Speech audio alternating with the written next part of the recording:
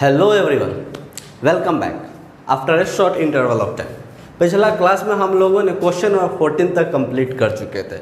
इस क्लास में हम लोग रीवैल्यूएशन अकाउंट लेकर के चलेंगे, ठीक है ना। रीवैल्यूएशन अकाउंट यह जो लेक्चर है, यह जो क्लास है, यह सभी कॉमर्स स्टूडेंट्स के लिए यूजफुल है। 12th क्लास के हो या फिर आप CA, CMS या CA फाउंडेशन कर रहे हो, फाउंडेशन कोर्सों के लिए भी बहुत ज़्यादा इंपॉर्टेंट रहने वाला है, क्योंकि रीवैल्यूएशन अकाउंट जो होता है बहुत ही इंपॉर्टेंट टॉपिक होता है। अगर रीवैल्यूएशन को आप आसान लैंग्वेज में समझ जाते हैं, ठीक है ना, रीवैल्यूएशन को अगर आप आसान लैंग्वेज में समझ जाते हैं तो आपको admission of A partner, retirement of A partner, death of A partner, ये तीनों जो है लेसन बहुत ही ईजी हो जाते हैं। क्लियर है? इसलिए आज का क्लास को आप लोग बिना स्किप किए हुए देखेंगे, बारीकी से देखेंगे, बढ़िया से सुनेंगे, एक कान से सुनेंगे, दूसरे कान को बंद रखेंगे। क्यों? क्योंकि मैक्सिमम स्टूडेंट्स क्या करते हैं, एक कान से सुनते हैं, दूसरे कान से निकाल देते हैं। इसलिए एक कान को बंद रखें, एक कान से सुने, या दोनों कान से सुने, लेकिन निकालना नहीं है उस बात को। जो भी आज हम बताएंगे उस बात को निकालना नहीं है, ठीक है ना। निकालिएगा तो 4 थप्पड़ लगेगा आपको। तो चलिएगा, अब हम लोग रीवैल्यूएशन अकाउंट को स्टार्ट करते हैं। रीवैल्यूएशन अकाउंट को स्टार्ट करने से पहले हम आपको बताते हैं रीवैल्यूएशन क्या होता है, ठीक है ना। री का मतलब होता है फिर से। देखिए, ये जो रीवैल्यूएशन आप जो शब्द देख रहे हैं, ठीक है, ये जो रीवैल्यूएशन आप जो शब्द देख रहे हैं ना, इसमें 2 शब्दों से मिला करके बना हुआ है। रीवैल्यूएशन जो शब्द है वह 2 शब्दों से मिला हुआ है, एक री और दूसरा वैल्यूएशन, ठीक है ना। री वैल्यूएशन, री का मतलब होता है फिर से। ये जो री देख रहे हैं, ये री का मतलब क्या होता है, फिर से, ठीक है ना, फिर से। वैल्यूएशन का मतलब मूल्यांकन करना। वैल्यूएशन का मतलब क्या होता है, मूल्यांकन करना, ठीक है ना, मूल्यांकन करना। आई होप कि लिखा हुआ सही ही होगा, क्योंकि हिंदी मुझे आता नहीं लिख रहे हैं। तो रीवैल्यूएशन का मतलब होता है मूल्यांकन, यानी कि अगर हम रीवैल्यूएशन को देखें तो फिर से मूल्यांकन करना, यानी कि मूल्यांकन को फिर से करना। मूल्यांकन किसको कहते हैं, वैल्यूएशन किसको कहते हैं, वो समझिएगा। सपोज डैट आप लोग के घर में छोटा भाई बहन, ठीक है ना, उनके पास कुछ ऐसे गेम है, ठीक है ना, कुछ ऐसे प्ले मटेरियल्स है जिसको काउंट नहीं कर सकते, कुछ ऐसे प्ले मटेरियल्स है जिसको काउंट नहीं कर सकते। चाहे वो छोड़िए, वो हटा दीजिए। आप सपोज डैट आपके घर में इतना सा चीनी रखा हुआ है, ठीक है ना, इतना सा चीनी रखा हुआ है। अब इस चीनी को, इतना सा जो चीनी को 2 भाई और 1 बहन, यानी कि 3 लोग मिल करके इसको यूज कर रहे हैं। इतना जो चीनी जो है उसको आप लोग कितने लोग मिल करके यूज कर रहे हैं, 3 लोग यूज कर रहे हैं। सपोज डैट ये आपका जो था ये शुगर था, ठीक है ना, चीनी है। इसमें आपने 3 पर्सन है, यहाँ पर आप लोग 3 लोग हैं, तो तीनों लोग मिल करके यूज कर रहे हैं। तो सपोज डैट आपको जो है, सपोज डैट आपको यहाँ कितने हिस्सा लगे, 1 2 3 लगे, ठीक है ना, 3 हिस्सा लग गए। तो 3 हिस्सा में अगर आप ये हिस्से को यूज कर रहे हैं, दूसरी आपके भाई या बहन ये हिस्से को यूज कर रहे हैं, तीसरा आपका भाई बहन ये हिस्से को यूज कर रहे हैं, ठीक है। इन दिस केस अगर कोई 4th पर्सन आपके यहाँ आता है, 2 दिन के लिए आ रहे हैं, 4 दिन के लिए आ रहे हैं, जितने भी समय के लिए आ रहे हैं, तो वो भी अगर आप ही का चीनी यूज करना चाहे तो इसका मतलब क्या होगा कि आपका अपना शेयर, अपना हिस्सा को फिर से अब अलग अलग करना पड़ेगा, गड़बड़ हो जाएंगे, होंगे कि नहीं। आपको जो ये देख रहे, ज़्यादा पोर्शन जो देख रहे थे, आपको ये जो ज़्यादा हिस्सा मिल रहा था, अब इतना तो क्लियर है कि अब आपको इतना हिस्सा तो मिलने वाला नहीं रहा। अब आपको इसमें से कम हिस्सा मिलेगा कि नहीं मिलेगा, इतना हिस्सा थोड़ी मिलेगा, अब आपको इसमें से कम हिस्सा मिलेगा। तो देखिए, अब क्या करना है, फिर से इसको मूल्यांकन करेंगे। ये वैल्यूएशन जो देख रहे हैं ना, इसको फिर से अब वैल्यूएशन करेंगे, फिर से वैल्यूएशन करेंगे, फिर से निकालेंगे, देखेंगे अब मेरा हिस्सा कितना होता है। तो ये पहले के जो वैल्यूएशन हो गए थे, ये पहले से तो वैल्यूएशन हो गया। अब जब 4th पर्सन आया तो आपको क्या करना पड़ा, फिर से वैल्यूएशन करना पड़ा। कौन सी केस में आपने किया, कौन सी केस में आपने वैल्यूएशन किया, जब कोई आपके यहाँ आया, जब कोई आपके यहाँ आए, ठीक है ना। अब अगर मान के चलिए कि ये भाई जो था, भाई बहन सेकेंड नंबर जो थे, 10 दिनों के लिए जा रहे हैं, 10 दिनों के लिए कहीं जा रहे हैं, या फिर सपोज दैट इनका जो है हाई कॉलेजेस में एडमिशन हो गया, अब ये हॉस्टल में लेकर के बाहर रख करके पढ़ेंगे। तो अब तो आपको चीनी में जो हिस्सा मिलेंगे तो वो आप ही दोनों को मिलेंगे। अब तो 1 नंबर और 3rd नंबर यही दोनों के बीच में मिलेगा। यही दोनों के बीच में मिलेगा ना। तो इस केस में भी आपको रीवैल्यूएशन करना पड़ेगा, इस केस में भी आपको रीवैल्यूएशन करना पड़ेगा। दो केस हमने बताया, पहला आने के केस में, दूसरा जाने के केस में, ठीक है ना। आने के केस में एडमिशन ऑफ ए पार्टनर, जाने के case retirement of A partner.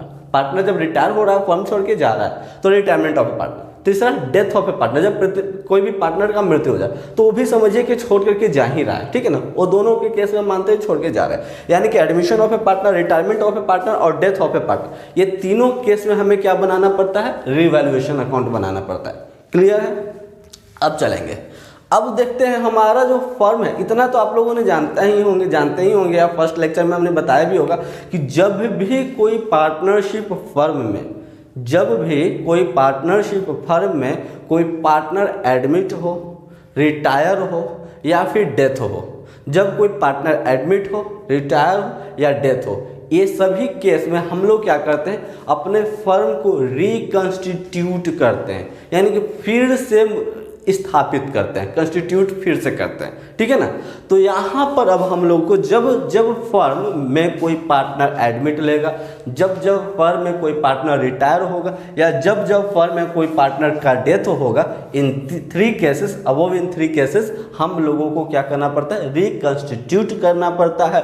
और वह रिकंस्टिट्यूट के केस में हमें क्या बनाना पड़ेगा, रीवैल्यूएशन बनाना पड़ेगा। क्लियर है। तो चलिए हमारे पास ये जो नोट्स है रिकंस्टिट्यूशन ऑफ पार्टनरशिप फर्म का रिवैल्यूएशन जो है, रिवैल्यूएशन का हमने नोट्स बना करके रखे हुए, ठीक है ना। ये जो जिन लोगों को भी ये नोट्स लेना है, ठीक है, जिन लोगों को भी नोट्स लेना है, ये नोट्स जो है मेरे द्वारा लिखा गया है, हैंड रिटन है, ठीक है ना, मेरे द्वारा हाथ से लिखा गया है, कंप्यूटराइज प्रिंटेड नहीं है। तो ये नोट्स जिन लोगों को भी लेना है वो आप दो ऑप्शन से ले सकते हैं।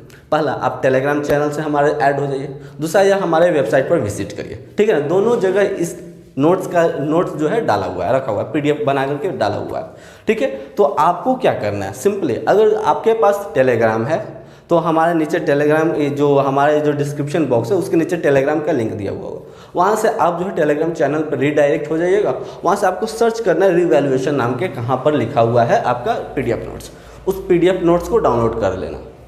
अगर आप जो है हमारे वेबसाइट विजिट करते हैं तो वेबसाइट का लिंक भी नीचे दिया गया है, या तो फिर सिंपली आप www.dvcommerceclasses.com सर्च करें और वेबसाइट आपका वेबसाइट आ जाएगा। उसमें आपको जो टैब मिलते हैं ना, पेजेस जिसको बोलते हैं, तो एक डाउनलोड नाम का पेज होगा, डाउनलोड पर क्लिक करेंगे तो आप देखेंगे 12th क्लास के लिए वहाँ पर बहुत सारे नोट्स लिखे हुए हैं, सारे नोट्स वहाँ भी अवेलेबल है। तो 12th क्लास का नोट्स जो है वह आप देखेंगे रीवैल्यूएशन अकाउंट के नाम से मिल जाएंगे, तो रीवैल्यूएशन अकाउंट्स को ले लेंगे, ठीक है, डाउनलोड कर लेंगे। अब आपको नोट्स को खोलने के लिए आपको पासवर्ड चाहिए, और पासवर्ड आपको अगर टेलीग्राम चैनल से, हमारे टेलीग्राम चैनल पर है तो टेलीग्राम चैनल का पिन्ड मैसेज देखिएगा, पिन किया हुआ है, ठीक है। अगर आप वेबसाइट विजिट करें तो वेबसाइट में टॉप पर ही लिखा हुआ होगा पासवर्ड फॉर एवरी नोट्स, ठीक है ना। तो इस तरह से आप जो है हमारे ये नोट्स को ले लेंगे।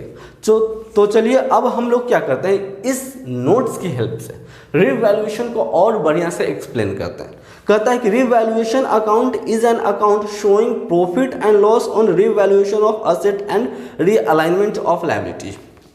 अच्छा एक बात बताइएगा, फर्म में कोई चीनी का हिस्सा थोड़ी होता है, फर्म में क्या होता है, असेट्स एंड लायबिलिटीज होते हैं, ठीक है ना, असेट और लायबिलिटी होता है। तो जब हम लोग फर्म में जितने भी असेट या लायबिलिटीज को रीवैल्यूएट करें, फर्म में जो असेट और लायबिलिटी होंगे उसको रीवैल्यूएट करेंगे, तो जाहिर सी बात है अब हमको सोचना पड़ेगा, देखना पड़ेगा, यहाँ पर तो आपको प्रॉफिट या लॉस नहीं मिल रहे हैं, लेकिन फर्म में जब चूंकि आप फर्म में काम ही कर रहे हैं प्रॉफिट या लॉस के लिए, तो फर्म में जब असेट एंड लायबिलिटीज को रीवैल्यूएट करिएगा तो जाहिर सी बात है कुछ न कुछ कंक्लूजन निकलेगा। वह कंक्लूजन या तो आपका प्रॉफिट होंगे या तो वह आपका लॉस होगा। कान खोल करके सुनेंगे, या तो वह कंक्लूजन में आपका क्या होगा, प्रॉफिट होंगे या तो लॉस होगा। यानी कि व्हेनेवर जब भी हम लोग क्या करते हैं, पार्टनरशिप में क्या करते हैं, रीवैल्यूएशन अकाउंट बनाते हैं, यानी कि असेट्स एंड लायबिलिटीज को रीवैल्यूएट करते हैं, तो एक कंक्लूजन पर निकलते हैं कि उससे रीवैल्यूएशन करने से हमारे पास या तो प्रॉफिट होंगे या तो लॉस होंगे, ठीक है ना, जिसको हम लोग प्रॉफिट ऑन रिवैल्यूएशन या फिर लॉस ऑन रिवैल्यूएशन अकाउंट के नाम से भी जानते हैं, ठीक है ना। तो चलिए उसको भी साइड में रखते हैं। तो देखिए हर फर्म में कुछ ना कुछ असेट्स होते हैं और हर एक फर्म में कुछ ना कुछ लायबिलिटीज होते हैं, ठीक है ना। हर एक फर्म में कुछ ना कुछ असेट्स होते हैं और कुछ ना कुछ लायबिलिटीज होते हैं। तो जब भी कोई नया पार्टनर आए या पार्टनर रिटायर हो या पार्टनर का डेथ हो, ये तीनों केस में आपको क्या करना पड़ता है, रिवैल्यूएशन क्रिएट करना पड़ता है। रिवैल्यूएशन अकाउंट आपको बनाना पड़ेगा, ठीक है ना। तो रिवैल्यूएशन अकाउंट्स बनाएंगे तो हम किसकी हेल्प से बनाएंगे, रिवैल्यूएशन अकाउंट्स बनाएंगे तो असेट, लायबिलिटी, इनकम, एक्सपेंसेस, ये जनरल 4 चीज पर देखेंगे, ठीक है ना। 4 टॉपिक्स पर ध्यान देंगे जब भी रिवैल्यूएशन अकाउंट बनते हैं। तो बेसिकली 4 टॉपिक होते हैं, इसके अलावा और भी बहुत सारे टॉपिक होते हैं, लेकिन बेसिकली 4 टॉपिक होते हैं, ठीक है ना। आपको कौन कौन से, असेट, लायबिलिटी, इनकम, एक्सपेंसेस, ये 4 बात पर ध्यान देना है। अब देखिएगा, अब आप खुद सोचेंगे, अगर आपको यहाँ पर थोड़ा सा बारीकी से ध्यान में रखना है, आपको खुद सोचना है, ठीक है ना, कि खुद आपको सोचना है। उससे पहले एक और छोटा सा बात बता दें, रिवैल्यूएशन अकाउंट को एक और नामों से भी जाना जाता है। रिवैल्यूएशन अकाउंट को एक और नाम से भी जानते हैं। क्या हम लोग जानते हैं, profit and loss adjustment account. इसी को हम लोग क्या कहते हैं, profit and loss adjustment account, ठीक है ना। ये किसको हम लोग कहते हैं, profit and loss adjustment account किसको बोलते हैं, रिवैल्यूएशन अकाउंट को। रिवैल्यूएशन अकाउंट को profit and loss adjustment account के नाम से भी जाना जाता है। क्लियर है, ध्यान में रहेगा। रिवैल्यूएशन अकाउंट किसको कहते हैं, एक बार फिर से हम रिपीट आपको कर रहे हैं। रिवैल्यूएशन, जब भी हमारे पार्टनरशिप फर्म में जब भी कोई पार्टनर नया एडमिट हो, रिटायर हो या डेथ हो, तो उस समय हमारे पास क्या करना पड़ता है, असेट एंड लायबिलिटी का वैल्यूएशन फिर से करना पड़ता है, ठीक है ना, रिवैल्यूएट करना पड़ता है। And the process is called revaluation account, ठीक है ना। According to PDF notes we can say that revaluation account is an account showing profit and loss on revaluation of asset and liabilities, है ना। जब असेट एंड लायबिलिटीज को जब रिवैल्यूएट किए तो उससे प्रॉफिट या लॉस जो आया उसका ही समरी होता है, ठीक है ना। इसको हम लोग क्या कहते हैं, profit and loss adjustment account के नाम से भी जानते हैं। रिवैल्यूएशन अकाउंट को profit and loss adjustment account के नाम से भी जानते हैं। किसी को कोई दिक्कत है, अगर दिक्कत है तो कमेंट करिए ना, नहीं दिक्कत है तो कमेंट करिए, मत करिए। अगर दिक्कत है तो कमेंट कर दीजिए, नहीं तो फिर आप हमारा टेलीग्राम, ये क्या बोलते हैं, व्हाट्सअप का लिंक भी नीचे दिया गया, वहाँ से भी आप पूछ लीजिए। एनी टाइम हम आप लोगों के लिए हैं, बस आप लोगों को थोड़ा सा एक्टिव रहना है। ऐसे भी ये लॉकडाउन में आप लोग जाइएगा कहाँ, कोविड-19 जो चल रहा है यहाँ, घर पे बैठे रहिए, सुरक्षित रहिए। घर पर जाइएगा, कोरोना होगा, घर पे फिर आ जाइएगा। अगर घर से आप बाहर जाइएगा तो फिर आपको घर में ही आना पड़ेगा। इसलिए सुरक्षित रहिए, घर पर रहिए, सुरक्षित रहिए। हारेगा कोरोना, जीतेगा इंडिया। क्लियर है। तो अब चलिए कुछ बातें पे हम लोगों को ध्यान देना, कुछ बातों पर फोकस करिए, बेसिकली फोकस करिएगा। अगर सपोज डैट, ठीक है ना, ये जो अभी हम बात बताने जा रहे हैं, इस बात को बढ़िया से सुनेंगे, आपको बहुत फायदा करने वाला है, बारीकी से सुनेंगे। अगर आपके पास कुछ असेट है, सपोज दैट आपके पास एक फर्नीचर है, ठीक है ना, फर्नीचर, कोई भी असेट है, किसी भी तरह का असेट है, अगर उस असेट का वैल्यू इंक्रीज हो जाता है, मान के चलिए कि आपके पास 70,000 का एक फर्नीचर था, या 70,000 का आपके पास जो था एक लैपटॉप था। अब आप उस लैपटॉप का मार्केट प्राइस देख रहे हैं, तो उस मार्केट प्राइस अब उस लैपटॉप का इंक्रीज हो गया। अगर कोई असेट है आपके पास, ठीक है ना, उस असेट का मार्केट प्राइस अगर इंक्रीज हो जाए, ठीक है ना, यानी कि वह असेट इंक्रीज हो जाए। अब मान के चलिए कि 70,000 से अब हो गया 90,000 रुपये, ठीक है ना, इंक्रीज हो जाए। तो अब बताइएगा, इस लैपटॉप से अगर बेचिएगा तो आपको प्रॉफिट होगा कि लॉस होगा, या उस लायबिलिटी उस असेट से आपको क्या होने वाले, प्रॉफिट होंगे कि लॉस होंगे, इस बात पर ध्यान देंगे। अब खुद सोचिए, अगर 70,000 का हमने खरीदा था ये लैपटॉप को 70,000 में, अब उसका वैल्यू हो गया 90,000 रुपया, ठीक है। तो इतना तो आप क्लियर है कि अगर 70,000 में खरीदे थे तो आपको तो 70,000 में बेचिएगा, नहीं बिकेगा भी नहीं ना बिकेगा। तो मान के चलिए 70,000 का लैपटॉप था, आपको अब बिक रहा था उस टाइम 50,000 रुपये में। 70,000 का लैपटॉप आपको बिक रहा था 50,000 में, लेकिन अब उस लैपटॉप का दाम कितना हो गया, 90,000। तो जाहिर सी बात है कि 50,000 में थोड़ी बिकेगा, हो सकता है कि 55,000 में बिके, हो सकता है कुछ और बढ़े। यानी कि अगर आपका असेट का वैल्यू इंक्रीज हो जाए, असेट का दाम इंक्रीज हो जाए, तो आपके लिए प्रॉफिट होगा कि लॉस होगा। बेसिकली बोलेंगे कि हमारे पास प्रॉफिट हो जाएगा। यानी कि असेट हमारा जब इंक्रीज करे, ठीक है ना, जब असेट हमारा आपका इंक्रीज करे, जब संपत्ति बढ़ जाए, तो हमारे लिए क्या होता है, एक फर्म पार्टनर्स के लिए क्या होता है, वह प्रॉफिट होता है। ध्यान में रखेंगे, यह क्या होता है, प्रॉफिट होता है। जब असेट इंक्रीज करेगा तो क्या होगा, प्रॉफिट होगा। अच्छा, जब असेट इंक्रीज करेगा तो प्रॉफिट, तो असेट डिक्रीज करेगा तो क्या हो जाएगा, अगर असेट इंक्रीज करता है तो प्रॉफिट, डिक्रीज करेगा तो क्या होगा, लॉस हो जाएगा, है कि नहीं। अगर असेट जो है वह इंक्रीज करता है तो प्रॉफिट, डिक्रीज करता है लॉस। क्लियर है। अब थोड़ा सा और बारीकी से सुन लेंगे, ठीक है ना। अब थोड़ा सा 2 लाइन और देख लेंगे। अब अगर मान के चले कि आपके पास लायबिलिटी है, लायबिलिटी देखिए बहुत सारे लोग अभी भी स्टूडेंट्स ऐसे हैं जो लायबिलिटीज नहीं समझते, असेट नहीं समझते। तो बउआ एकदम सिंपल लैंग्वेज में बोले ना तो असेट यानी कि कोई वस्तु, ठीक है, कोई भी वस्तु जिसको तुम बेच दो, जिसको तुम बेच दो, बेच करके पैसा ले लो, वो हो जाएगा संपत्ति, असेट। अब लायबिलिटी, लायबिलिटी को सिंपल शब्दों में अगर जानते हैं तो बहुत अच्छी बात है, क्लैप फॉर योरसेल्फ। अगर नहीं जानते तो लायबिलिटी को सिंपल शब्दों में समझ जाए तो यह एक कर्ज है। क्या है, कर्ज है, ठीक है ना। और कर्ज जो है, अगर आपके पास कर्जा रहेगा, अगर आपको किसी भी व्यक्ति को देना है पैसा, आपको देना है पैसा, आप देंगे किसी भी व्यक्ति को, चलो भाई आप लोग ही जो है अपने टीचर्स को पेमेंट कर रहे हैं, मंथली पेमेंट या कोर्स पेमेंट जो भी पेमेंट कर रहे हैं, अगर आप पैसा दे रहे हैं तो आपके लिए क्या है, अगर आपका पैसा अगर मालूम चले कि आपको जो था पर मंथ जो था 600 रुपया देना था, ठीक है ना, 600 देना था। अब लेकिन चूंकि लॉकडाउन भी लग गया, बहुत सारे पीछे कुछ हुए घटना, इवेंट्स हुए, जिसकी वजह से सर ने क्या किया, आपके सर ने क्या किया, ये 600 का फी जो था उसको और इंक्रीज कर दिया। अब बोले कि जो स्टूडेंट को 600 पहले से पे करना होता था वो स्टूडेंट को अब 700 पे करना पड़ेगा, ठीक है ना, 700 पे करना। तो इस केस में अब देखिएगा, जनरली तो ये तो होता नहीं है, टीचर अभी कभी भी सडनली पेमेंट तो अपना इंक्रीज कर नहीं सकते हैं, क्योंकि वो मार्केटिंग नहीं कर रहे हैं, है ना, टीचिंग का काम है, तो वो डायरेक्ट अपना सडनली नहीं चेंज कर सकते। क्लास को स्टार्ट करने से पहले जो भी स्टूडेंट्स होते हैं उसको डिसाइड करने से पहले जो होता है, सेलेक्ट करने से पहले ही शेड्यूल बना दिया जाता है, लेकिन बीच में शेड्यूल नहीं बनता है। मान के चलिए सपोज डेट कुछ मिसलिनियस एक्सपेंसेस भी हुए थे, जैसे कि टेस्ट वगैरह सर लिए थे, उसका फी वगैरह आपसे वसूल रहे थे, ठीक है ना, आप इलेक्ट्रिसिटी चार्जेस या तरह तरह के चार्जेस आपसे ले रहे थे, लेते पहले से भी लेते आए थे, अभी भी ले रहे हैं, ठीक है ना। लेकिन आपको जहाँ तक याद है, जहाँ तक आपको याद है कि हमको 600 रुपया देना था, लेकिन जब सर ने एक मंथली का मंथली बिल आपको दिया तो देख रहे कि 700 रुपया है, 600 रुपया आपका फी हो गया और 100 रुपया आपका मिसलिनियस एक्सपेंसेस भी जुटा हुआ है उसमें, जो कि प्रीवियस मंथ में आपने नहीं पे किया था। तो इस केस में आपका क्या हो गया, लायबिलिटी, कर्जा हो गया ना, हमको तो सर को देना, ऐसा भी सर को आपको देना है तो कर्जा है। अब और कर्जा बढ़ गया, यानी कि 600 से 700 बढ़ गया, यानी कि लायबिलिटी जब इंक्रीज कर जाएगा तो अब क्या होगा, आपको 600 रुपया देना था, अब आपको 700 रुपया देना है, तो आपके लिए प्रॉफिट है कि लॉस हो जाएगा। तो ऑब्वियसली बोलिएगा कि अब हमको तो लॉस हो गया, अब हमको तो 700 रुपया देना पड़ेगा, 100 रुपया और एक्स्ट्रा देना पड़ेगा।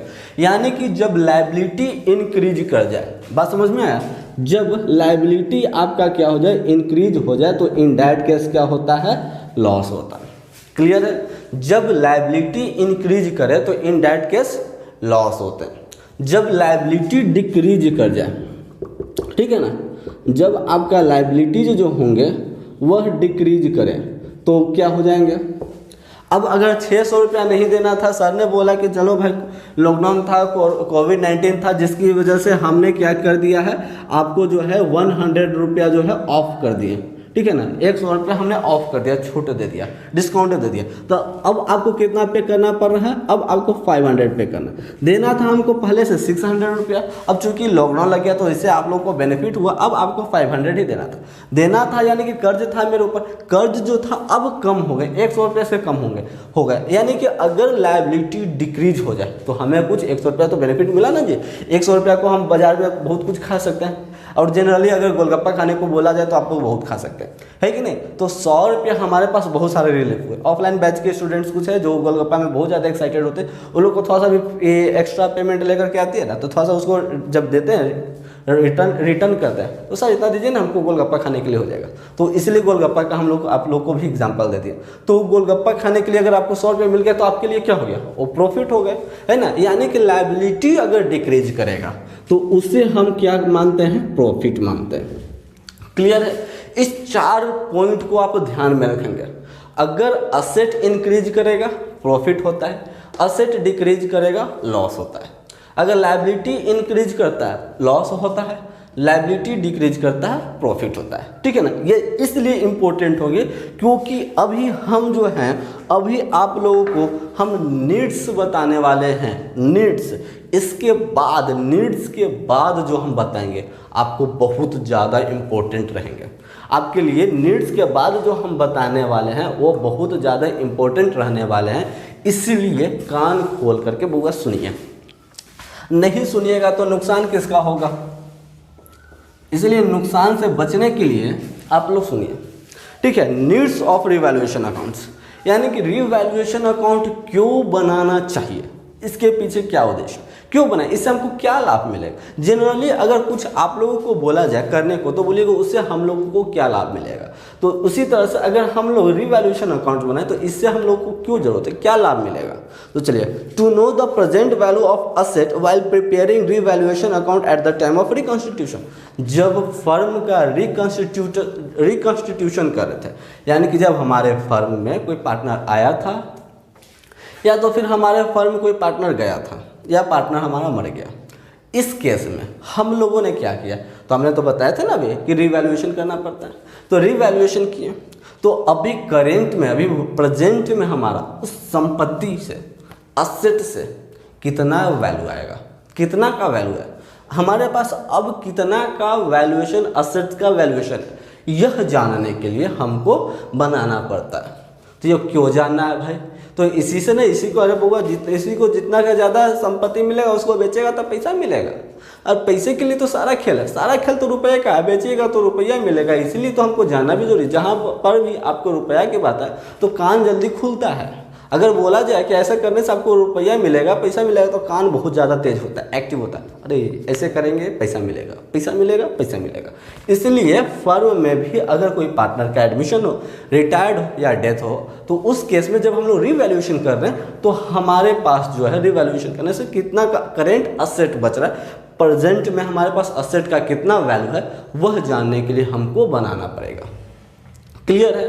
सेकेंड पॉइंट देखते हैं, to know some expenses of standing और prepaid which were at the time of reconstitution.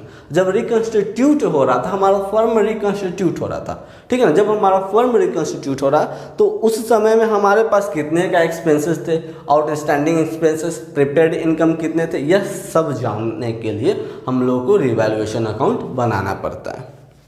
तीसरा पॉइंट आगे देखते हैं, to take into an account of unrecorded asset and liabilities. कभी कभी क्या होता है ना, जब हम बिजनेस करते जाते हैं तो उतना ध्यान, कुछ हमने असेट्स खरीद के लाया था या कुछ लायबिलिटीज हमारे यहाँ पेंडिंग था जिसको उतना ध्यान नहीं रखते, जल्दी इतना काम ही रहता है ना, काम के प्रेशर की वजह से छोटा छोटा तो गलतियाँ होते रहती, अक्सर बड़े बड़े शहरों में छोटा छोटा गलतियाँ होते रहती है, ठीक उसी तरह से बड़े बड़े फर्मों में छोटा छोटा गलती होते रहता है। तो हमारे पास कुछ असेट्स थे या कुछ लायबिलिटीज थे जिसको हमने रिकॉर्ड करना भूल गए, रिकॉर्ड हमने किया ही नहीं, तो उस असेट्स को, उस लायबिलिटीज को रिकॉर्ड करने के लिए हम लोग, रिकॉर्ड करने के लिए भी रिवैल्यूएशन बनाते हैं।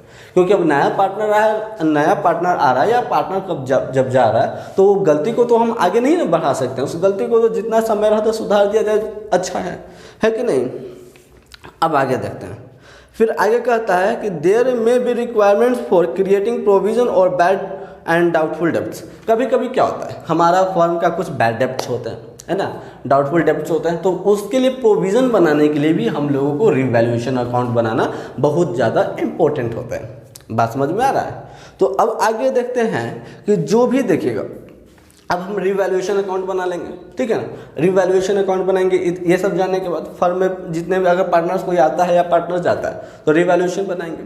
अब रिवैल्यूएशन बनाने के बाद अगर आपको प्रॉफिट हो या लॉस हो तो उसका तो बंटवारा तो होगा ना, जितने भी पार्टनर होंगे उस सभी पार्टनर में प्रॉफिट या लॉस का बंटवारा कर देंगे। जितने भी पार्टनर होंगे सभी पार्टनर में क्या करेंगे, उस प्रॉफिट या लॉस का हम बंटवारा कर देंगे। कैसे बंटवारा करेंगे, देखिए पार्टनर, जितने भी पार्टनर्स होंगे हमारा फर्म का, ठीक है, जितने भी हमारे फर्म में पार्टनर होंगे वो सभी पार्टनर को कैपिटल अकाउंट में ट्रांसफर करेंगे। कहाँ ट्रांसफर करेंगे, कैपिटल अकाउंट में डिस्ट्रीब्यूट कर देंगे, वो यानी कि सभी पार्टनर्स का कैपिटल अकाउंट में डाल देंगे। अब तो डाल तो देंगे, ठीक है, रिवैल्यूएशन अकाउंट के नाम से हम लोग डाल देंगे। तो अब हम कौन से रेशियो में बंटवारा करेंगे भाई, क्योंकि हमारे फर्म में तो पार्टनर 2-3 पार्टनर होते हैं, है कि नहीं, 2-3 पार्टनर होते हैं। तो आपको ओल्ड पार्टनर का रेशियो जो होगा, ओल्ड प्रॉफिट शेयरिंग रेशियो, ठीक है ना, ओल्ड प्रॉफिट शेयरिंग रेशियो, इसमें आपको बांट देना पड़ेगा। क्या कर देना पड़ेगा? ओल्ड प्रॉफिट शेयरिंग रेशियो जो होंगे उसमें आपको बांट देना पड़ेगा। यानी कि अगर रिवैल्यूएशन अकाउंट बनाने से हमको प्रॉफिट हो या लॉस हो, उसको जितने भी पहले से हमारे फर्म में पार्टनर थे, ठीक है ना, एक्सिस्टिंग पार्टनर थे, वो सभी पार्टनर में हम अपना प्रॉफिट या लॉस को डिस्ट्रीब्यूट कर देंगे। कौन से रेशियो में? ओल्ड प्रॉफिट शेयरिंग रेशियो में। या कहाँ डालेंगे हम इसको? हम कहाँ डालेंगे? तो इसको हम लोग पार्टनरशिप पार्टनर्स का जो कैपिटल अकाउंट होंगे उस कैपिटल अकाउंट में हम इसको डाल देंगे। ठीक है ना, किसी को कोई दिक्कत? चलिएगा अब हम लोग जो है अकाउंटिंग ट्रीटमेंट देखते हैं, यानी कि रिवैल्यूएशन अकाउंट को हम किस तरह से ट्रीट करते हैं वो देखते हैं। ठीक है ना, तो अभी हमने आप लोगों को क्या बताया था कि जब असेट बढ़ेगा, ठीक है, असेट बढ़ेगा तो हमारे पास क्या होगा? प्रॉफिट होगा। प्रॉफिट होगा तो उसे हम कहाँ लिखेंगे? डेबिट में लिखेंगे। प्रॉफिट होगा डेबिट में लिखेंगे। तो चलिए एक बार देख लेते हैं, अगर हमारा असेट इंक्रीज करता है, ठीक है ना, जब हमारा असेट इंक्रीज करे, व्हेन असेट इंक्रीज करेगा, जब असेट इंक्रीज करेगा तो हमारे पास क्या हो जाएगा? प्रॉफिट हो जाएगा। होगा कि नहीं प्रॉफिट? तो जिससे प्रॉफिट होगा ना, एक बात पर ध्यान में रखेंगे कि जिससे प्रॉफिट होगा उसको हम डेबिट में लिखेंगे। जिससे प्रॉफिट होगा उसको डेबिट में, उसको अपने सराखों पर बैठा करके रखेंगे। जिससे हमको प्रॉफिट होगा उससे हम अपने सराखों पर उसको ऊपर रखेंगे, यानी कि डेबिट में रखेंगे। तो किससे प्रॉफिट होगा? असेट से हमको प्रॉफिट होगा। तो चलिएगा मान के चलिए, सपोज दैट हमको जो था कोई भी असेट से प्रॉफिट हुआ, तो हमें अगर असेट का नाम नहीं दिया हुआ तो हम सीधा असेट नेम लिख दे रहे हैं, ठीक है ना। लेकिन आप लोग क्या लिखेंगे? अगर फर्नीचर से आपका जो प्रॉफिट था, अगर फर्नीचर इंक्रीज हो गया तो फर्नीचर अकाउंट डेबिट कर देंगे, ठीक है ना, फर्नीचर अकाउंट डेबिट कर देंगे। टू क्या हो जाएगा? रिवैल्यूएशन अकाउंट, ठीक है ना, रिवैल्यूएशन अकाउंट। आपको जर्नल एंट्री याद करने का जरूरत नहीं है, हम आपको एक तरीका बता रहे हैं जिसकी वजह से जर्नल एंट्री आपका बहुत इजी हो जाएगा, आसान हो जाएगा। देखिए हम आपको बेसिकली अभी बता रहे हैं रिवैल्यूएशन अकाउंट बनाते कैसे। तो रिवैल्यूएशन अकाउंट को बनाने से पहले आपको जर्नल एंट्री कर लेना पड़ेगा, ठीक है ना। ये आसान तरीका होगा क्योंकि बहुत सारे स्टूडेंट ऐसे होते हैं ना, बिना जर्नल एंट्री का भी रिवैल्यूएशन अकाउंट बनाते हैं। वो भी हम आपको सिखाएंगे कि बिना जर्नल एंट्री का रिवैल्यूएशन अकाउंट कैसे बनाया जाता है, ठीक है। लेकिन वो अभी नहीं, जब हम लोग इसको प्रैक्टिकली जब सोल्व करेंगे क्वेश्चंस के साथ, तो उस टाइम में हम लोग एक दो क्वेश्चंस को जो है हम जर्नल एंट्री के साथ रिवैल्यूएशन बना करके दिखाएंगे, और उसके बाद से फिर कुछ क्वेश्चंस ऐसे होंगे जिनको हम डायरेक्ट आपको रिवैल्यूएशन बनाएंगे। लेकिन यह जर्नल एंट्री वैसे स्टूडेंट को ज़्यादा यूजफुल होंगे, वैसे स्टूडेंट्स के लिए ज़्यादा यूजफुल है जिनको रिवैल्यूएशन में थोड़ा सा प्रॉब्लम होता है। यानी कि वैसे स्टूडेंट्स जो थोड़ा सा एक्टिव नहीं रहते हैं, जागरूक नहीं होते हैं, वैसे स्टूडेंट को रिवैल्यूएशन बनाने से पहले आप एक बार जर्नल एंट्री कर दें, ठीक है ना। जर्नल एंट्री अगर आप कर लेते हैं तो रिवैल्यूएशन आपका बहुत आसान हो जाएगा। तो चलिएगा, जर्नल एंट्री आपको अब याद करने का जरूरत नहीं। अब बोलेंगे कुछ लोग ऐसे बोलते हैं सर तो जर्नल एंट्री को तो हमको याद करना पड़ेगा, तो बाबू कुछ नहीं करना पड़ा, जर्नल एंट्री को याद नहीं करना पड़ेगा। आप दो बात पर ध्यान देंगे, जर्नल एंट्री में बेसिक 2 लाइन्स, ठीक है ना, बेसिक 2 लाइन, 2 लाइन पर ध्यान दें, ठीक है ना। 2 लाइन होंगे, एक डेबिट और एक क्रेडिट। और एक बात पर ध्यान देंगे, या तो डेबिट या तो क्रेडिट, दोनों लाइन में से कोई एक लाइन में आपका रिवैल्यूएशन होगा। दोनों लाइन में से कोई एक लाइन में आपका क्या होगा? रिवैल्यूएशन होगा। क्लियर है? 2 लाइन आपका होगा, एक डेबिट और एक क्रेडिट, और एक लाइन में आपका क्या हो जाएगा? रिवैल्यूएशन होगा। यह रिवैल्यूएशन या तो आपका डेबिट में हो या तो आपका क्रेडिट में हो, कहीं भी हो, लेकिन एक जगह जरूर रहेगा, ठीक है ना। तो अब देखेंगे हम असेट और लायबिलिटी को। असेट और लायबिलिटी तो आइडेंटिफाई करने आप लोगों को आता ही होगा, है ना। You know how to identify, you know to identify asset and liability. Asset and liability को आप लोगों को आइडेंटिफाई करने आता होगा। तो अब आपको क्या करना है? असेट एंड लायबिलिटी को जब आइडेंटिफाई करेंगे तो देखेंगे असेट अगर इंक्रीज हो रहा है तो आपको क्या होगा? प्रॉफिट होगा ना। हमने अभी बताया कि जब असेट इंक्रीज होता है तो हमारे पास क्या होता है? प्रॉफिट हो जाता है। तो जब प्रॉफिट होगा तो उसे हम अपने सराखों पर यानी कि डेबिट में रखेंगे। तो हमारे पास असेट से प्रॉफिट हुआ, असेट इंक्रीज किया, तो असेट को हमने डेबिट में कर दिया, असेट नेम को हमने डेबिट में डाल दिया। चलिए डेबिट तो हमारा चला गया, तो अब बचा कौन? क्रेडिट बचा ना। तो क्रेडिट में रिवैल्यूएशन लिख देंगे। बात समझ में आया? क्लियर है? Narration being increased in the value of asset, इतना लंबा भी नहीं लिखिए, सीधा लिख दीजिए। अगर मान के चलिए कि आपका फर्नीचर था तो बिंग फर्नीचर इंक्रीज्ड, ऐसा भी तो लिख सकते हैं ना, नहीं याद रहेगा तो आपको असेट एंड लायबिलिटी तो दिया हुआ रहेगा, वो इंक्रीज डिक्रीज हुआ है तो डिक्रीज लिख दीजिए। अब चलिए, अगर आपका असेट डिक्रीज होगा तो आप लोग बताइएगा, व्हेन असेट जब आपका डिक्रीज होगा तो क्या होगा, प्रॉफिट होगा कि लॉस होगा? आपका प्रॉफिट होगा कि लॉस होगा, वो बताइएगा। हाँ, क्या जवाब है? प्रॉफिट होगा कि लॉस होगा? लॉस होगा। तो लॉस होगा तो उसको कहाँ लिखेंगे, ऊपर लिखेंगे नीचे लिखेंगे? नीचे लिखेंगे। तो ऊपर कौन जाएगा? रिवैल्यूएशन जाएगा, क्योंकि एक जगह तो रिवैल्यूएशन जाएगा ही, डेबिट में कौन जाएगा? रिवैल्यूएशन जाएगा। यानी कि आपका इसके लिए जर्नल एंट्री क्या हो जाएगा? Revaluation account debit. क्या हो जाएगा? Revaluation account debit to asset name account. ठीक है ना, revaluation name account debit to asset name account. ठीक है, नरेशन भी सीधा लिख दीजिएगा। क्या हो जाएगा? Being decrease in the value of asset, asset का वैल्यू में क्या हो गया? डिक्रीज हो गया, कम हो गया। क्लियर है? अब चलते हैं तीसरा पॉइंट की तरफ, देखते हैं। तो तीसरा पॉइंट, अगर असेट इंक्रीज करेगा, असेट डिक्रीज करेगा। अब हम लायबिलिटी की तरफ चलते हैं। अगर लायबिलिटी इंक्रीज करेगा तो क्या होगा? अगर आपको देना है 500 रुपया, ठीक है ना, 500 रुपया देना था। अब आपको आपके सर ने बोला कि बाबू आपको 500 रुपया नहीं बकाया, 600 रुपया बकाया, मिसलेनियस एक्सपेंसेस के रूप में है। पिछला मंथ का आपने मिसलेनियस एक्सपेंसेस भी नहीं दिया था, तो मिसलेनियस एक्सपेंसेस को ऐड करके 600 रुपया बकाया।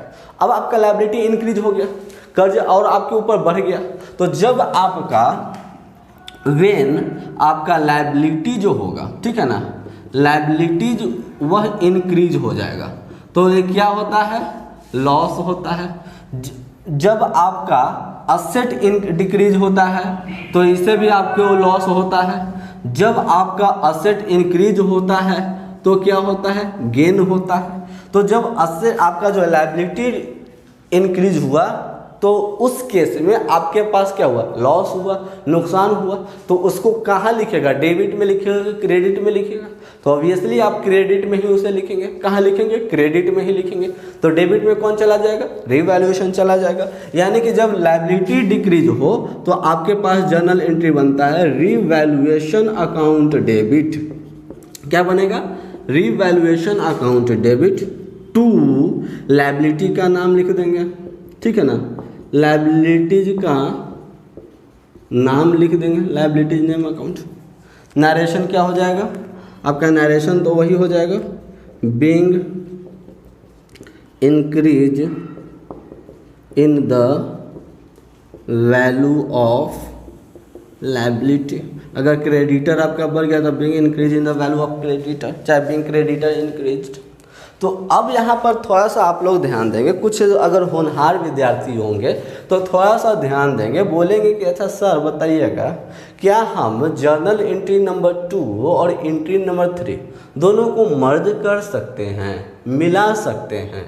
क्योंकि कोई एंट्री नंबर 2 में भी रिवैल्यूएशन डेबिट है, इसमें भी रिवैल्यूएशन डेबिट है, और मर्जिंग एंट्री कंपाउंड एंट्री में हमने तो 11th में यही पढ़ा था कि जब या तो दोनों आइटम्स का डेबिट या तो क्रेडिट दोनों सेम हो तो उसे मर्ज कर सकते हैं। जरूर हम लोग इसको जरूर मर्ज कर सकते हैं। यानी कि जब हमारा असेट डिक्रीज हो और लायबिलिटी इंक्रीज हो, ये दोनों की केस में हमारे पास लॉस होते हैं।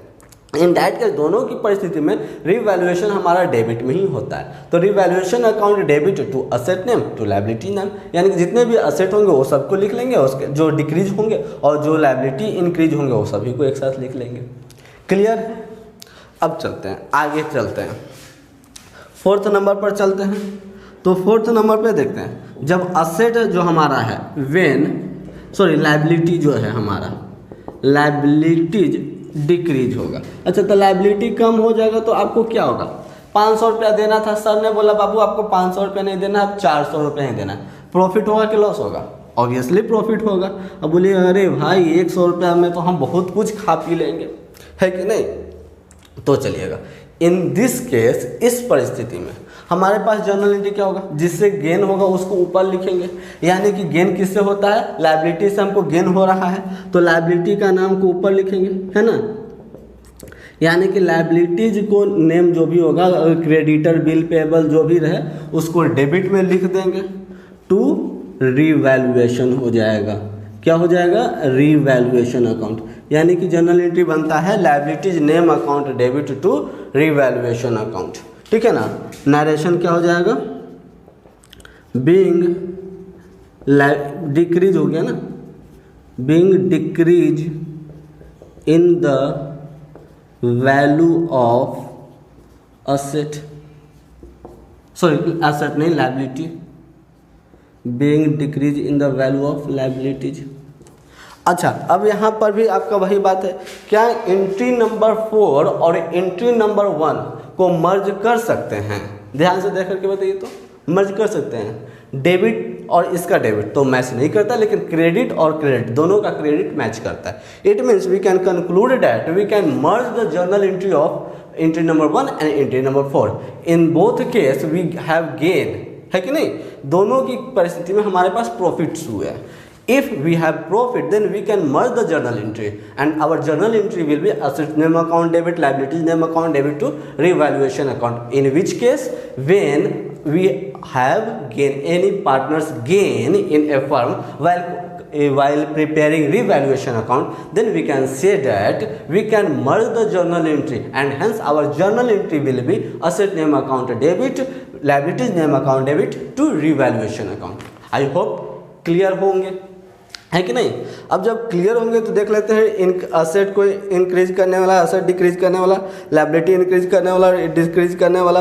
अब चलिएगा, अगर असेट कुछ ऐसे असेट थे जिसको हमने रिकॉर्ड करना भूल गए, कुछ ऐसे भी असेट थे जिसको हमने नहीं लिखा था, अब हमको मालूम चल रहा है कि अरे मेरे पास तो ये पेन भी था, कलम भी था, लेकिन हम अपना रजिस्टर में इस कलम को मेंशन नहीं किया था, तो अब हमको तो इसको मेंशन करना पड़ेगा ना। तो अब ये कलम से हमको बेनिफिट होगा कि लॉस होगा, प्रॉफिट होगा कि लॉस होगा? ऑब्वियसली प्रॉफिट होगा। तो आप बोलिए ना कि जब असेट भी इन, अगर अनरिकॉर्डेड असेट को भी अगर रिकॉर्ड करने के लिए हो तो भी हमारा सेम हो जाएगा। एंट्री नंबर 5 कौन से केस में? When unrecorded assets are recorded. जब अनरिकॉर्डेड असेट को हम रिकॉर्ड करें तो इस केस में क्या जर्नल एंट्री होगा? जब अनरिकॉर्डेड असेट को हम रिकॉर्ड करेंगे तो हमारे पास प्रॉफिट होगा कि लॉस होगा? प्रॉफिट होगा। तो कहाँ लिखेंगे? डेबिट में लिखेंगे। तो नीचे कौन जाएगा? रिवैल्यूएशन चला जाएगा। यानी कि आपका एंट्री नंबर 1 हो जाएंगे, होंगे कि नहीं होंगे? जब अनरिकॉर्डेड असेट को रिकॉर्ड किया जाएगा तो इन दैट केस हम लोगों का एंट्री नंबर 1 हो जाएगा। देखिए एक बात पर ध्यान दीजिए, अगर कोई भी आइटम, ठीक है ना, कोई भी आइटम जिसकी वजह से आपको प्रॉफिट होगा, जिसकी वजह से आपको प्रॉफिट होगा, वह चाहे आपका प्रीपेड इनकम ही क्यों ना है, ठीक है ना, सॉरी प्रीपेड एक्सपेंसेस ही क्यों ना, प्रीपेड एक्सपेंसेस ही क्यों ना है, आपका जो है एक्रूड इनकम क्यों ना है, ये सब से आपको क्या होता है? प्रॉफिट होता है। तो जिससे प्रॉफिट होगा उसको कहाँ लिखेंगे? डेबिट में लिखेंगे। क्लियर है? और जिससे लॉस होगा उसको कहाँ लिखेंगे? क्रेडिट में लिखेंगे। ये कान खोल कर सुन लीजिए, जिससे प्रॉफिट होगा उसको डेबिट में और जिससे लॉस होगा उसको क्रेडिट में लिखेंगे। अब चलिएगा, इसके बाद फिर हम आगे चलते हैं एंट्री नंबर 6 में। अगर हमारे पास कुछ असेट होंगे जिसको हमने रिकॉर्ड नहीं किया था, अनरिकॉर्डेड असेट थे, तो कुछ ऐसे भी तो लायबिलिटी हो सकते हैं ना जिसको हमने रिकॉर्ड नहीं किया था। मान के चलिए कि हमको ट्यूशन फी, आपको ट्यूशन फी या फिर आपको एग्ज़ाम फी पे करना था, आपने नहीं लिखा, मेंशन किया, आपने रजिस्टर पर मेंशन नहीं किया कि हमको एग्ज़ाम फी भी देना था। अब जब एग्ज़ाम की बारी आया, जब आपका एग्ज़ाम आया तो इन डैट केस आप क्या बोले? अरे आपका सर ने तो आपको एग्ज़ाम में एडमिट कर नहीं रहे, एडमिट कार्ड दे नहीं रहे, अरे हमने तो एग्ज़ाम फी ही नहीं दिया था, ले लुट्टा, ये क्या हो गया? है कि नहीं है? तो इन दिस केस, इस परिस्थिति में आपको क्या करना पड़ेगा? अब अनरिकॉर्डेड लायबिलिटी को रिकॉर्ड करना पड़ेगा, लिखना पड़ेगा। तो बताइएगा आपका बर्डन, आपका लायबिलिटी इंक्रीज होगा कि डिक्रीज होगा? सोच के हमें बताएंगे। तब तक हम बोर्ड पर लिखते हैं, जब हम अनरिकॉर्डेड लायबिलिटी को रिकॉर्ड करते हैं तो ऑब्वियसली आपका जवाब जो है वही जवाब मेरा भी है कि लॉस होगा, है कि नहीं। अब अगर हमको 200 रुपया ही अगर एग्ज़ाम फी देना था तो इन दैट केस 200 रुपये तो हमको अब देना पड़ेगा ना, नहीं हमने लिखा था तो अब तो हमको देना पड़ेगा ना, तो देना पड़ेगा तो हमारे पास तो लॉस हो जाएगा। लॉस होगा तो कौन वाला जर्नल एंट्री लिखेंगे, लॉस होगा तो कौन, लायबिलिटी के लिए हम बता रहे हैं, तो लायबिलिटी के लिए हमको तो लगता है कि एंट्री नंबर 3 है कि नहीं है, एंट्री नंबर 3। कैसे एंट्री नंबर 3 होगा सर, तो सुनिएगा, देखिए हमने बताया आपको कि जब आपको लॉस हो तो कहाँ लिखना है, क्रेडिट में। तो यहाँ पर हमको लायबिलिटी से लॉस हो रहा है, लायबिलिटी से लॉस हो रहा है, इसलिए लायबिलिटी लिख दिए, ठीक है ना। लायबिलिटी से हम क्रेडिट में लिख देंगे, तो डेबिट में हमारा कौन जाएगा, रिवैल्यूएशन जाएगा। आई होप कि आपका क्लियर होगा, ठीक है ना। या फिर जितने भी अनरिकॉर्डेड कुछ लायबिलिटी होंगे, जैसे कि हो गया आपका आउटस्टैंडिंग एक्सपेंसेस हो गया, ठीक है ना, आउटस्टैंडिंग एक्सपेंसेस हो गया, प्रोविज़न फॉर बैड डेब्ट हो गया, ये सब से आपको लॉस होने वाला है कि नहीं। तो ये सब के लिए आपको क्या करना पड़ेगा, यही जर्नल एंट्री करना पड़ेगा, इसी तरह का जर्नल एंट्री करना पड़ेगा। बोलिए इतना में किसी को कोई दिक्कत है, एंट्री नंबर 1 2 3 4 5 6 में अगर दिक्कत है बाबू तो बोलिए, ठीक है ना। अगर इफ़ यू हैव दिक्कत देन आस्क मी कैसे बनेगा, अगर नहीं दिक्कत है तो नॉट ए प्रॉब्लम, ठीक है ना। अब चलते हैं आगे, देखते थोड़ा सा। अब इतना कर लेने के बाद अब आपको एक बात पर ध्यान देना, इतने कर लेने के बाद आपको एक बात पर ध्यान देना कि आपका जो सवाल है उस सवाल में कितने पार्टनर्स हैं, ठीक है ना। सपोज 2 पार्टनर, 2 पार्टनर, तो आपकी केस में जितने भी पार्टनर होंगे, ठीक है ना, 2 पार्टनर 3 पार्टनर, जितने भी पार्टनर, जितना पार्टनर होगा उतना लाइन प्लस में।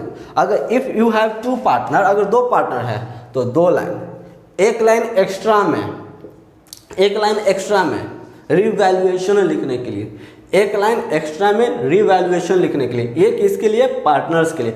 2 पार्टनर होंगे तो 2, 3 पार्टनर होंगे तो 3 लाइन, एक लाइन रिवैल्यूएशन लिखने के लिए, आपका एक लाइन जर्नल एंट्री लिखने के लिए, और एक लाइन स्पेस खाली जगह छोड़ देने के लिए, ठीक है ना। एक लाइन छोड़ देने का, हर एक जर्नल एंट्री के बाद एक लाइन छोड़ देने के लिए, इतना लाइन छोड़ देंगे। कितना होता है, 1 2 3 और 2 5 लाइन यानी कि छोड़ देंगे। ये कौन सी केस में, जब आपका पार्टनर 2 हो। अगर 3 पार्टनर हो तो कितने लाइन छूट जाएंगे, 6 लाइन छूट जाएंगे। अगर 4 पार्टनर होंगे तो कितने लाइन छोड़ना पड़ेगा, 7 लाइन छोड़ना पड़ेगा। इस तरह से आप इतना 6 जर्नल एंट्री के बाद, इतना जर्नल एंट्री कर लेने के बाद आप छोड़ देंगे। इतना लाइन आपको क्या करना है, छोड़ देना है, ठीक है ना। अब उस लाइन को छोड़ करके, ये 5 लाइन 6 लाइन 7 लाइन जो लाइन देख रहे हैं, इतना लाइन छोड़ देंगे। इसके बाद आपको क्या करना है, जब इतना लाइन छोड़ देंगे उसके बाद आपको क्या करना है, ये क्यों छोड़ रहे हैं हम आपको बताएंगे, ठीक है ना। ये क्यों छोड़ा जा रहा है ये हम आपको बताएंगे। इतना छोड़ कर लेने के बाद 5 6 लाइन 6 लाइन 7 लाइन जितना भी लाइन आपको छोड़ना है वो तो आपके सवाल के ऊपर डिपेंड करता है। उसके बाद आप एक फॉर्मेट बनाएंगे, उसके बाद आप क्या करेंगे, एक फॉर्मेट बनाएंगे कुछ इस तरह का, ठीक है ना। किस तरह का, इस तरह से फॉर्मेट बनाएंगे, और ये आपका हेडिंग में हो जाएगा रिवैल्यूएशन अकाउंट, ठीक है। हेडिंग में हो जाएगा रिवैल्यूएशन अकाउंट। ये पार्टिकुलर्स, इधर से पार्टिकुलर्स ये हो जाएंगे अमाउंट के लिए, फिर से ये कॉलम आपका बन जाएगा पार्टिकुलर्स के लिए, और ये कॉलम हो जाएंगे अमाउंट के लिए। क्लियर है। अब आपको 11th में तो जर्नल लेजर एंट्री आपने पढ़ा था, 11th में लेजर एंट्री पढ़े हैं ना, तो लेजर एंट्री ही आपको करना है, पर बस पोस्टिंग करते जाना है, ठीक है ना। तो देखिए पोस्टिंग कैसे करेंगे वो आप देखेंगे। पहला जर्नल एंट्री से आइएगा, पहला जर्नल एंट्री में रिवैल्यूएशन बना रहे हैं, ध्यान में रखेंगे किसको, क्या एंट्री बना रहे हैं, कौन सा अकाउंट आप बनाने जा रहे हैं, रिवैल्यूएशन का। तो जर्नल एंट्री में देखेंगे रिवैल्यूएशन, पहला जर्नल एंट्री में रिवैल्यूएशन कहाँ है, डेबिट में है कि क्रेडिट में है, क्रेडिट में। तो आइएगा क्रेडिट साइड में, ठीक है ना, क्रेडिट साइड में नाम लिखेंगे डेबिट वाले का। तो डेबिट में जो भी आपका असेट होगा असेट नेम लिख देंगे, अमाउंट इसका क्रेडिट के सामने का जो भी अमाउंट होंगे वो अमाउंट डाल देंगे, ठीक है। इसके बाद अगला एंट्री में देखेंगे रिवैल्यूएशन कहाँ है, क्योंकि रिवैल्यूएशन अकाउंट बना रहे हैं तो रिवैल्यूएशन, अगर नहीं रहेगा रिवैल्यूएशन नहीं लिखेंगे, ठीक है ना। तो रीवैल्यूएशन हमारा डेबिट में है, तो डेबिट साइड में लिखेंगे, लेकिन नाम किसका लिखेंगे, क्रेडिट साइड वाले का नाम लिखेंगे, असेट नेम। यानी कि देखिए ना, आप ऐसा भी बोलिए ना कि अगर रिवैल्यूएशन अकाउंट डायरेक्ट बनाने के लिए मिला तो सर कैसे करेंगे, तो बाबू फॉर्मेट तो बना लेना पड़ेगा। देखिएगा कि रिवैल्यूएशन अगर आपका ध्यान में रखेंगे कि अगर असेट इंक्रीज करेगा तो रिवैल्यूएशन का क्रेडिट साइड में, अगर आपको प्रॉफिट जिस चीज़ से भी प्रॉफिट होगा वो सभी को क्रेडिट साइड में, और जिस चीज़ से आपको लॉसेस होंगे वो सभी को डेबिट साइड में, ठीक है ना। इसी तरह से आपका हर एक के लिए पोस्टिंग करते जाइएगा। सपोज हमने कुछ पोस्टिंग कर दिया, ठीक है ना, हमने ये सब कुछ लाइन में पोस्टिंग कर दी, आप लोग भी पोस्टिंग कर लेंगे। इसके बाद आप सुने, ठीक है ना, इसके बाद सुनेंगे यहाँ जो जो अमाउंट होंगे, ठीक है ना, जो जो अमाउंट होंगे दोनों साइड में टोटल निकालेंगे, लिखेंगे नहीं, लिखना नहीं, टोटल ऐड कर देना। मान के चलिए कि इधर से आपके पास 4500 होता है, डेबिट साइड 4500 हुआ, ठीक है ना, 4500, क्रेडिट साइड आपका 5000 हुआ।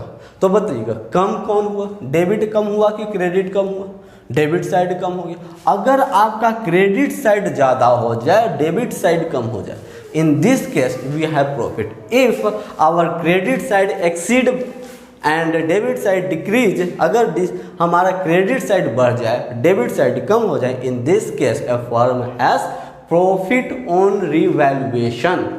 Clear, A profit have a firm have profit on revaluation. If debit side shorts, then we assume that means that firm has earned profit, ठीक है ना। ये ये सिंगल लाइन जो आपने ड्रॉ किया था ना, ये अभी नहीं करेंगे। प्रॉफिट होगा तो उस प्रॉफिट को जितने भी पार्टनर होंगे वो सभी पार्टनर्स में बंटवारा किया जाएगा, बांट दिया जाएगा। To profit distribution, to profit distribution, अगर प्रॉफिट होंगे तो उस प्रॉफिट को डिस्ट्रीब्यूट कर देंगे। अगर ए बी सी पार्टनर थे तो ए बी सी, अच्छा इन this case how much profit you have got, कितना प्रॉफिट आपको मिला, उधर से 5000, इधर से 4500, 4500, 500 रुपया का प्रॉफिट मिला। तो ये 500 रुपये को ए बी सी में बंटवारा कर दिया जाएगा, इक्वली जो भी आपका रेशियो में रहेगा उस रेशियो में डिस्ट्रीब्यूट कर देंगे, ठीक है ना। ए के सामने यहाँ इनर कॉलम में, बी के सामने यहाँ, सी के सामने यहाँ पर, और ये तीनों को ऐड करके यहाँ पर हम दिखा देंगे। और उसके बाद एक सिंगल लाइन ड्रॉ कर देंगे, इसी के नीचे से इधर, इसी के सामने वाले लाइन कॉलम में इधर भी कर देंगे। अब टोटल ऐड करेंगे तो इधर भी आपका 5000 हो जाएगा, इधर से भी 5000 हो जाएगा। डबल लाइन से आपको अकाउंट क्लोज कर देना। क्लियर है। और अगर लॉस हो, इफ़ यू हैव लॉस, तो बस यही काम को इधर कर देना, यानी कि बाय लॉस डिस्ट्रीब्यूशन, ठीक है ना, लॉस डिस्ट्रीब्यूशन। आपका लॉस कैसे होंगे, यानी कि डेबिट साइड ज़्यादा हो जाएगा, क्रेडिट साइड कम हो जाएगा। इस परिस्थिति में आपका क्या हो जाएगा, लॉस हो जाएगा, है कि नहीं। तो लॉस हो जाएगा तो उसमें भी आपको वही काम करना है, ए बी सी जो भी पार्टनर होंगे उसको बंटवारा कर देंगे और टोटल ऐड करके हम यहाँ पर दिखा देंगे। क्लियर है। और इतना करने से ये आपका रीवैल्यूएशन अकाउंट बन गया। अब जो आपने स्पेस छोड़ करके रखा था, 5 लाइन 6 लाइन जो भी स्पेस छोड़ करके रखे थे, ठीक है ना, उसमें आप आइएगा। अगर आपको प्रॉफिट होता है, अगर आपको प्रॉफिट हो, रीवैल्यूएशन अकाउंट बनाने के बाद अगर आपको प्रॉफिट होता है, ठीक है ना, रीवैल्यूएशन अकाउंट बना लेने के बाद अगर आपका प्रॉफिट होता है तो उस परिस्थिति में आप क्या करेंगे, ठीक है।